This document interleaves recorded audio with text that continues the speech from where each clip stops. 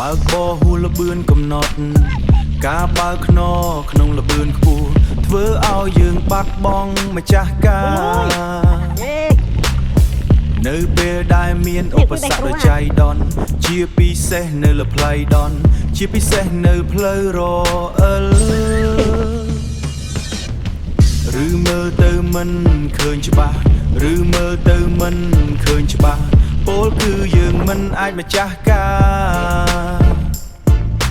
ត្រួតត្រាលើយានយន្តរបស់យើងបាននៅពេលដែលមានឧបសគ្គកើតឡើងភ្លាមបើកបរនៅក្រោមឥទ្ធិពលនៃទីគ្រឿងស្រវឹងឬគ្រឿងញៀន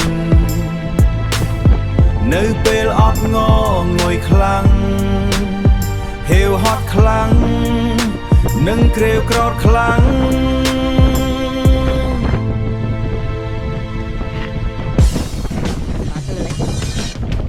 តាមការសិក្សារបស់អ្នកវិទ្យាសាស្ត្របានឲ្យដឹងថានៅពេលស្រវឹង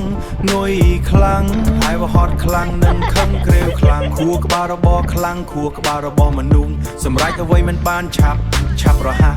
និងមិនទាន់ពេលវេលាឡើយដូច្នេះនៅ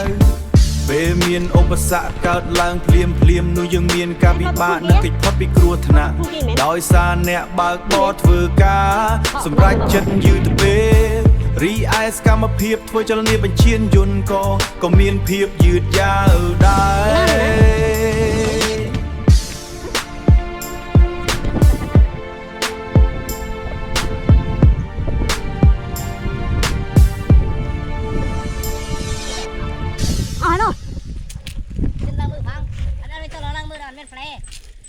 ឡើងមើលតើនេះឲ្យឡើងមកអត់មានប្រេ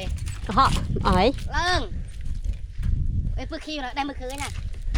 អាចារ្យឡើង